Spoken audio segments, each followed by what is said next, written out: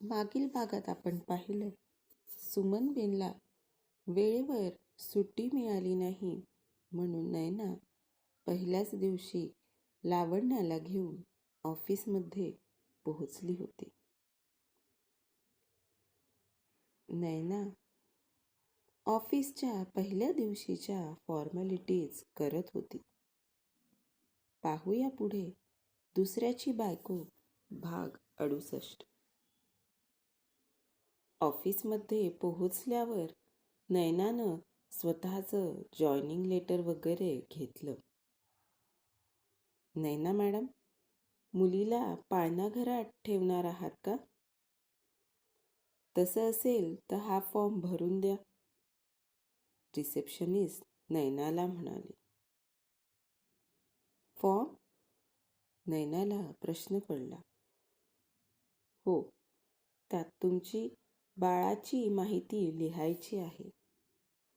बाळाला काही ॲलर्जी, त्रास आहे का यासंबंधी माहिती भरायची आहे, रिसेप्शनिस्ट म्हणाली. नैना फॉर्म घेऊन बाजूच्या खुर्चीवर बसली. तिच्या बाजूच्या खुर्चीत तिनं लावण्याला बसवलं. दे दे तेवढ्यात लावण्याच्या तोंडून शब्द बाहेर पडले. नैनानं आश्चर्यानं तिच्याकडं पाहिलं. आनंद सर लावण्यासमोर एक छोटासा टेडी घेऊन उभे होते आणि लावण्या त्यांच्याकडं बघून मोठ्यानं दे असं ओरडत होती. आनंदला तिथं बघून नैना उठून उभं राहिली. करा, तुम्ही तुमचं काम करा. बरं का चिऊ, आता ना आमची एक महत्त्वाची मीटिंग आहे, त्यामुळं आता आम्ही जातो. नंतर तुला भेटायला येतो हां. तोपर्यंत तू बाकी मुलांसोबत मैत्री करून घे. आईसोबत जा हां तिथं ना खूप सारे खेळणे आहेत. तुला आवडेल ते खेळणं घे हां. आणि तिथल्या आंटीला त्रास नको देऊ. आनंदनं तो टेडी लावण्याला दिला. लावण्या खूपच गोड हसली. नैना मॅडम, 18 महिन्यानंतरचं वॅक्सिनेशन दिलं नाहीये का बाळाला? रिसेप्शनिस्ट लावण्याची फाईल बघत होती. जॉईनिंग लेटर घेताना बाळाला पाळणाघरात ठेवायचं असेल तर त्यासाठी बाळाची दवाखान्याची फाईल दाखवणं कंपल्सरी होतं. काल शांतीलालनं सांगितल्याप्रमाणे नैना फाईल सोबत घेऊन आली होती. हो, ते राहून गेलं. नैनाच्या चेहऱ्यावर अपराधीपणाचे भाव होते. काही हरकत नाही. आपले पेडियाट्रिशियन काय म्हणतात ते बघा आणि त्यानुसार वॅक्सिन इथं देता येईल की त्यांच्याकडं ते ठरवून घ्या, आनंद रिसेप्शनिस्टला म्हणाला आणि तिथून निघून गेला. आजचा पहिला दिवस. जॉईनिंग लेटर अजून हातातच आहे. तरी या सगळ्यांची काळजी, सहानुभूती बघून असं वाटत नाहीये की हे सगळं अनोळखी आहे. सुमनबेन आणि शांतीबाईनंतर लावण्याची एवढी काळजी कुणीच नाही घेतली. तिच्या जन्मदेत्या बापानं खोटी का होईना कधी काळजी दाखवलीही नाही. नैना स्वतःच्याच विचारात होती. नैना मॅडम, जाताय ना डे केअरमध्ये? 2-4 दिवसात तुमचं आणि लावण्याचं आय कार्ड येऊन जाईल. इथं एक सही करून द्या. रिसेप्शनिस्ट म्हणाली. लावण्याचं आय कार्ड? नयनाला आश्चर्य वाटलं. हो, स्वतःला मूल नसलं तरी इथं सोय आहे म्हणून नातेवाईकांचे मुलं बाळ सोबत आणणारे महान नग होते काही. तेव्हापासून आम्ही आय कार्ड कंपल्सरी केलं आहे आणि म्हणूनच बाळाची सगळी माहिती फाईल वगैरे मागवून आम्ही त्याची शहानिशा करतो. रिसेप्शनिस्ट म्हणाली आणि पुढच्या कामाला लागली. कमाल आहे. फुकट भेटलं की लुटणारे असतातच, नाही का? पण आजचा दिवस किती चांगला आहे. पहिल्यांदा माझं लेकरू बोललं. मी ना आता ठरवलं आहे. लावण्याला खूप शिकवणार, मोठं करणार आणि त्यासाठी मी स्वतः लागेल तेवढे कष्ट घेणार. पहिल्यांदा लावण्याच्या तोंडून काहीतरी शब्द बाहेर पडले म्हणून नयना अगदी आनंदात होती. फॉर्मॅलिटीज पूर्ण करून ती लावण्याला पाळणाघरात सोडायला गेली. जन्मानंतर आज पहिल्यांदाच माझं लेकरू माझ्यापासून दूर होतंय. लावण्याला असं अनोळखी लोकांसोबत एकटं सोडणं नयनाला नकोचं वाटत होतं. नयना पाळणाघराच्या दारातच रेंगाळली. काळजी वाटते का बाळाची? काही काळजी करू नका.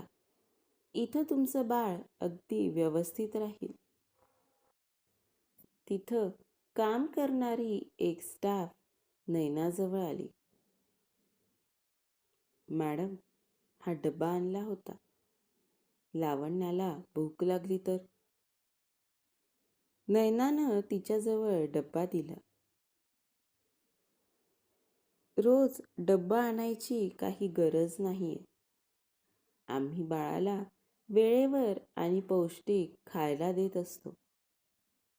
हे बघा, अजून किती जणी आहेत मुलांकडं लक्ष द्यायला. त्या स्टाफनं हॉलकडं हात केला. नयना बघत होती. तिथल्या काम करणाऱ्या बायका अगदी प्रेमानं मुलांचा सांभाळ करत होत्या. आणा बाळाला इकडं आणि तुम्ही निर्धास्तपणे काम करा. त्या स्टाफनं लावण्याला जवळ घेतलं तशी लावण्या रडायला लागली. लावण्याला रडताना बघून नयनाच्या पोटात कालवा कालव झाली.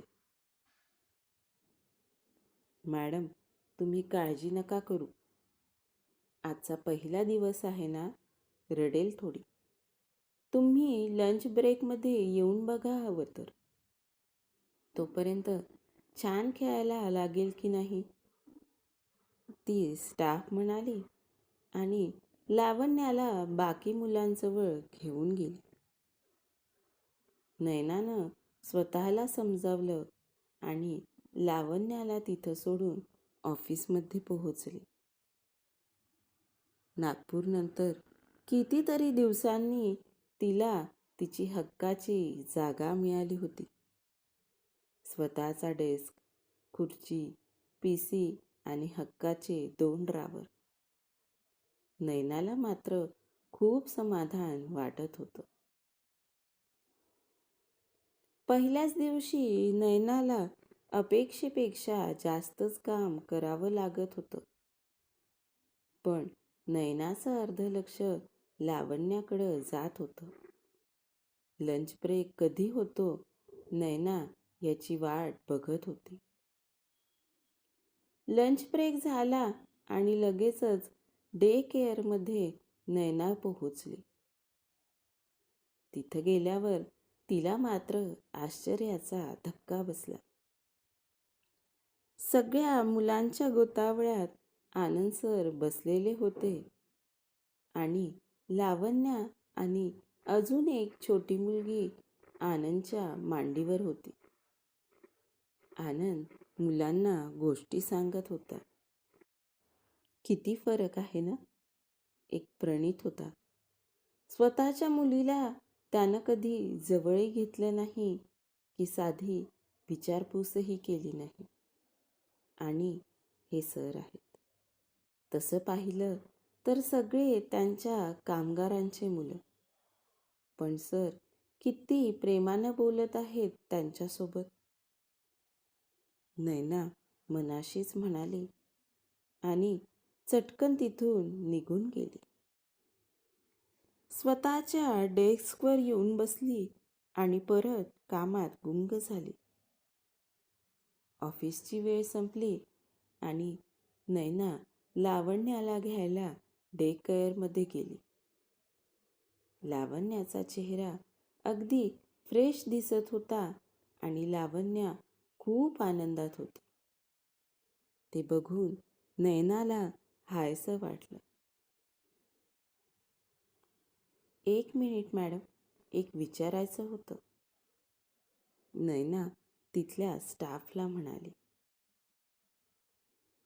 काय झालं? काही हवं होतं का? स्टाफनं विचारलं. मॅडम, मघा त्या ॲडमिनमधल्या एक मॅडम आल्या होत्या. त्या म्हणाल्या की जाताना कंपनीच्या बसनं जा आणि त्यांनी ही चिठ्ठी दिली आहे. त्यावर B7 असं लिहिलं आहे. नैना हातातला कागद दाखवत म्हणाली. B7 म्हणजे 7 नंबरची बस. बाहेर जाऊन त्या बसमध्ये बसून जा आणि ड्रायव्हरला तुमच्या घराचा रस्ता दाखवून द्या. तुमच्या घराच्या जवळचा जो स्टॉप असेल तिथं रोज बस तुम्हाला घ्यायला येईल आणि नेऊन सोडेल. त्या स्टाफनं माहिती पुरवली. नैना बाहेर आली. 7 नंबरच्या बसमध्ये जाऊन बसली. तिच्यासोबत अजून बऱ्याच बायका बसलेल्या होत्या.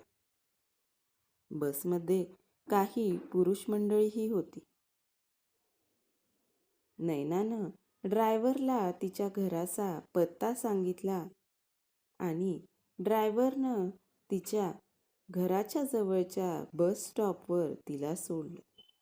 नैना घरी पोहोचली. तोपर्यंत शांतीबाई आणि सुमनबेन दोघंही घरी पोहोचले होते. नैनाबेन, कसा होता पहिला दिवस? खरं सांगू, लावण्याची एवढी सवय झाली आहे ना, आता हा एवढा तासभरही खूप जड गेला तिच्याशिवाय. घर अगदी शांत शांत वाटत होतं. नैना घरी पोहोचताच शांतीलाल लावण्याला उचलून घेत म्हणाला. आलीस होय? चल पटकन फ्रेश हो. तुझ्यासाठी मी काहीतरी आणलंय. तुला आवडते का बघ.